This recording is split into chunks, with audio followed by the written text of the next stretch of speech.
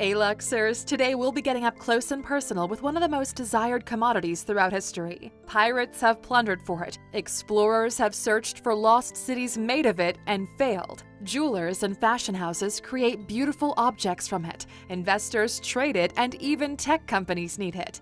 Yes, we are talking about gold. Welcome to alux.com, the place where future billionaires come to get inspired. If you're not subscribed yet, you're missing out. It's been used as a means of exchange longer than any of the world's existing currencies, and because we take it for granted that gold is a measure of wealth, you may have never even asked yourself how it came to be so valuable in the first place. If this question has crossed your mind, you probably came to the conclusion that it's worth what it is, currently over $1,700 an ounce for pure or 24-karat gold, simply because it's rare and pretty. Well, Aluxers, we're gonna break it down for you. As you'll see, yes, those are both important factors, but there's actually quite a bit more to it. So let's uncover some answers to today's golden question and find out why is gold so expensive. First up, it's rare. No prizes for guessing this one. It doesn't make the list of the rarest metals in the world, but it's still pretty rare. For some perspective, more steel is created every hour than the gold that's being extracted from the earth in all of human history. If you put together all of the world's above-surface gold in pure form, you'd only end up with about 190,000 tons. That's enough to fill 2 Olympic-sized swimming pools. And compared to other precious metals it often gets compared to, like silver, gold is about 10 times more rare. It's difficult to extract. Mining gold has never been easy. In the old days, gold prospectors used to pan for it, and even today, old-fashioned images of miners in hats digging underground in South Africa or in deep-down muddy holes in Brazil still exist. But a lot of the time, the process isn't so labor-intensive, but relies on heavy, expensive machinery. Either way, if you wanted to get a gold mining operation underway, you'd need a lot of capital. And it isn't just the mining. Identifying a gold mine can take a decade and requires highly qualified experts, including chemists, geologists, and engineers. On top of that, gold prospectors have to pay governments for licenses to explore it. And the end result? Less than 1% of all areas prospected end up as profitable mines. So it's no wonder that whenever miners do literally hit gold, they demand high prices. At the moment, China is the world's biggest gold producer, accounting for 12% of world production, with Australia and Russia taking the second and third spots. It's the perfect metal for making jewelry. Of all the things gold goes into, we're gonna start with jewelry. Not only because it's the oldest use of gold that we know of, also because 50% of gold that's mined today still goes into this original use, making things look blingy. In 2019, that was around 4,400 tons that went into jewelry, and it just so happens, if you asked jewelers to come up with an imaginary metal that would be their dream to work with, they wouldn't even have to invent one, they'd probably just name gold. That's because it ticks literally every box, and its desirable characteristics go beyond just looking pretty. It's easy to shape. First, let's get a bit technical. It's very malleable. Malleability is a measure of how easily you can shape a material, and gold is the most malleable of all metals. In fact, you can take a single ounce of gold and hammer it out into a sheet that covers 300 square feet, which explains how you can make things look shiny and golden without having that much gold in them. As well as the ideal material to make necklaces, watches, ornaments, and any object of beauty you want to dazzle people with. It keeps its shine. That's right, as well as looking shiny, it stays shiny. Unlike silver, it doesn't tarnish or require constant polishing. Unlike copper, it doesn't oxidize and turn green. Take a look at the Statue of Liberty. In fact, it keeps its dazzling appearance pretty much forever. Ask a scientist and they'll tell you the reason for this is it's extremely unreactive. This also gives it a couple more niche benefits. It means that, unlike lead, it isn't poisonous. You can even eat it if you want to. And also because it's unreactive, it doesn't taste like anything. That means if you're a gourmet chef in a super exclusive restaurant and you want to bling up a steak, a glass of champagne, even a coffee or a chocolate sundae, you can use gold to do exactly that. And there are plenty of Michelin star chefs who do. And the gold won't even interfere with the taste. Its color is unique. Okay, so it's beautiful, it's shiny, and it's also unique. Lots of materials have roughly the same color as silver, including ones that are rarer and more expensive, like platinum and palladium. But gold is the only metal that's, well, golden. For centuries, it was the perfect form of exchange.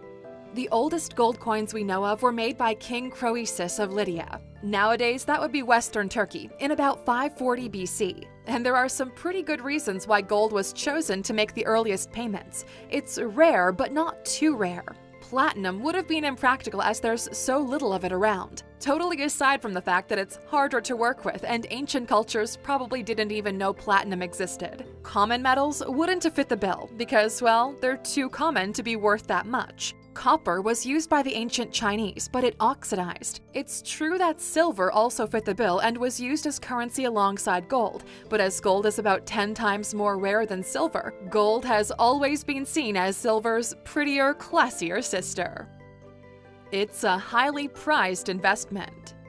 More recently, governments backed up their paper currencies with gold reserves that they kept in their vaults. This practice ended in the second half of the 20th century. The USA stopped pegging the dollar to gold in 1971, and Switzerland was the last country to get rid of the gold standard in 1999.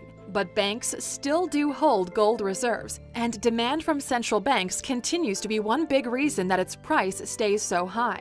In 2018, central banks bought 651 tons of it. That's about $27 billion worth in gold prices at the time. And of course, investors use it to diversify their portfolios, specifically as a form of security against currency devaluation and inflation. Gold is seen as a sort of safe haven in times of financial uncertainty. In the 2008 financial crisis, it shot up in value as investors all over the world were losing faith in the world's major currencies and turning to gold. It was at this time it went above the $10,000 an ounce mark. And in the coronavirus crisis, you can bet your bottom dollar that yes, the price has shot up further, from a high of $1,542 in 2019 to its current price above $1,700 an ounce in May of 2020. And crises aside, historically it increases in value faster than the rate of inflation, from around $300 an ounce 50 years ago to above $1,700 now. It's increased almost 6 times. Why is that? Well, let's think about it. What makes any investment, whether stocks, currencies, or commodities, more or less valuable is their perceived value, and how confident people are it's going to keep that value. Remember that gold has been used as a store of wealth for over 2,500 years. With a history like that, there's no currency or company on the S&P 500 that can compete with that. And with important customers like central banks as well as the world's best-known fashion houses, there's no reason to think its price is going anywhere but up in the long term. Tech companies need it. So we all know gold's pretty and people are confident that it will keep its value. But totally aside from putting it in a necklace or keeping it in a vault, it's got practical uses too. As if it weren't enough being prized among the world's most prestigious jewelers and shrewdest investors, there's another group that's also buying up gold: tech firms. Gold is one of the best conductors of electricity. This means it's used in small quantities in wiring and electronics, where it's needed for highly specialized purposes. Take a look at the device you're using to watch this video on.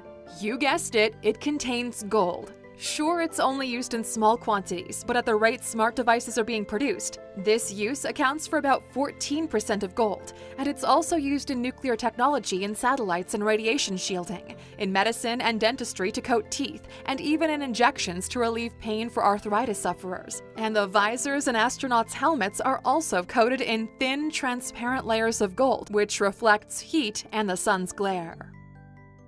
Gold also has a sense of mystery. This might seem like a strange one to put on the list, but stop a moment to think about the most prestigious luxury brands in the world. They have an allure about them, almost a sense of magic whenever you hear their name. This keeps customers coming back more and makes investors confident in them.